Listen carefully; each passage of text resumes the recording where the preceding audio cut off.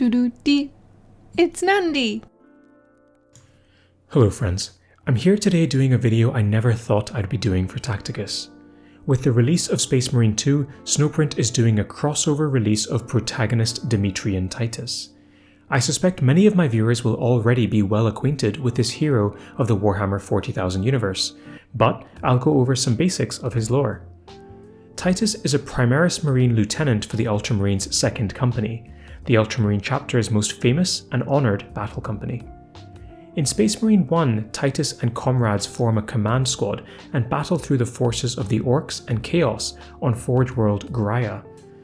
The game is a third-person shooter come hack and slash initially released in 2011 by Relic Entertainment and captures the violence and grittiness of the far-flung Warhammer universe. I won't spoil too much of the plot, but Space Marine 1 was wildly popular and maintains a loyal fanbase almost 13 years later. With Space Marine 2 released by Focused Entertainment on September 9th, Titus and his comrades return to battle against the enemies of the Imperium in a game that looks, at least in the previews, a worthy successor to the first installment. Tacticus is continuing what it does best, translating iconic characters from the Warhammer universe into playable champions in its unique hex-based and turn-based tactical combat system. For the first time since the game's inception, a faction will have 6 truly playable characters, and Titus is added to the ranks of the Ultramarines.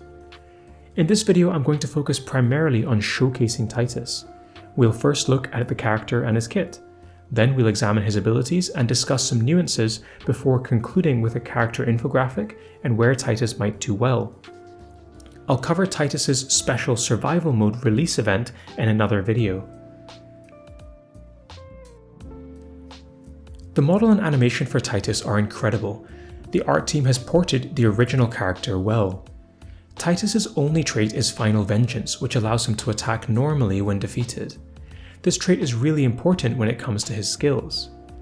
The stats on screen are at Diamond 3. I'll take a closer look later on to show you how this compares to other characters in the game. Titus has a base movement of 3 and a 4-hit chain melee attack. Titus's active ability is Tactical Precision. This has 2 different effects depending on whether Titus has charged the enemy. If he has charged, Titus does a single hit with bolter damage and automatically scores a critical hit with bonus damage. If Titus did not charge the targeted enemy, he instead does 3 hits of area of effect chain damage to all adjacent enemies. There is a bit of text here that says the ability is reusable if Titus gets resurrected, and this makes sense when we take a look at his passive. Fueled by Fury gives Titus bonus damage whenever a friendly character uses its active ability in the battle.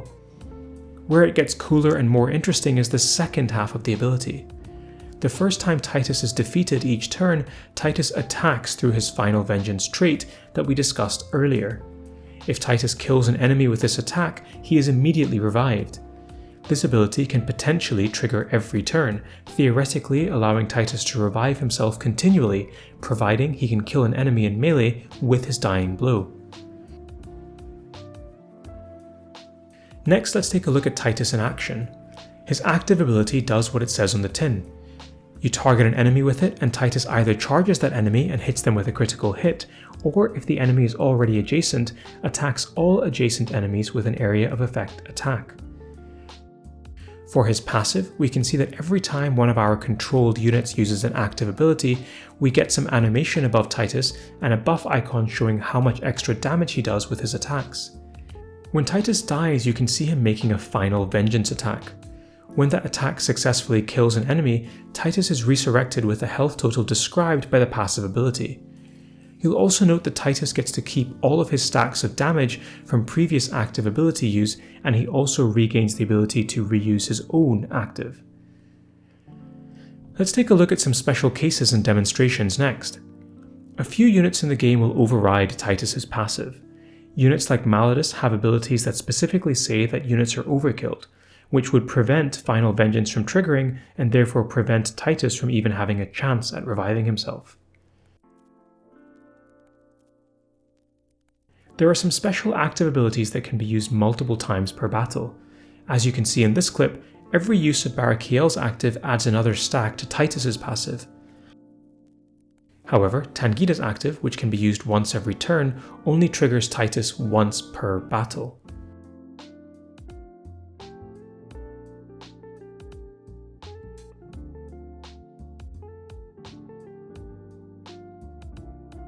Okay, so we've talked through Titus's kit and showcased his abilities.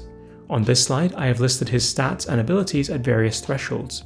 Feel free to pause this slide and take notes or screenshots if you would like. On this screen, we have my usual infographic for Titus. Tawin has helpfully crunched the numbers to compare Titus to other characters in the game. Titus has a health stat that is in the 77th centile, and his armor stat is in the 76th centile. His damage calculation, which is a measure of damage multiplied by hits and pierce ratio, comes out at the 49th centile.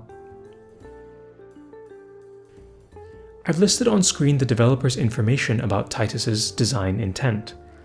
They intend for him to be a powerful character who can, in the right circumstances, function well against waves of enemies. Based on their design intent, I think Titus is a success. He is a powerful character who stays true to the character from the Space Marine game. Titus already has impressive base stats and feels powerful to use. He excels against enemy AI who do not play around his Final Vengeance trait.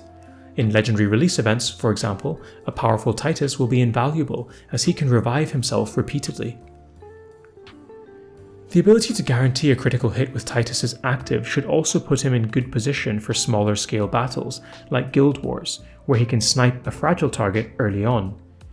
Remember that as a melee character, he also benefits from Ragnar's Warhowl, potentially further increasing that damage potential. There are two ways of unlocking Titus. He will have a special battle pass that will get you character shards. It's an epic battle pass, meaning that there are more reward steps before you hit the final infinite tier. Generally, these epic battle passes reward more stuff than non-epic battle passes. You'll be able to get a total of 250 character shards from the Ultimate Battle Pass. The premium and free-to-play tracks will award slightly less. You'll also be able to get shards through his special release event, Survival Mode. Opening all 30 crates will reward 250 character shards. Survival Mode is a completely new mode to Tacticus, and I find it interesting enough that I'll cover it in a separate video. Titus will also go into requisitions at a later date. I'll maybe sign off there. I've just started a Patreon for my channel. If you are fortunate enough to be in a position to support me and my content, I would love if you could check it out. If not, I've left my refer a friend code here on screen. If you are a newer player, you can enter it and earn yourself 100 Blackstone. It is single use though, so choose who you support carefully. Bye for now. Doo-doo-dee. It's Nandi.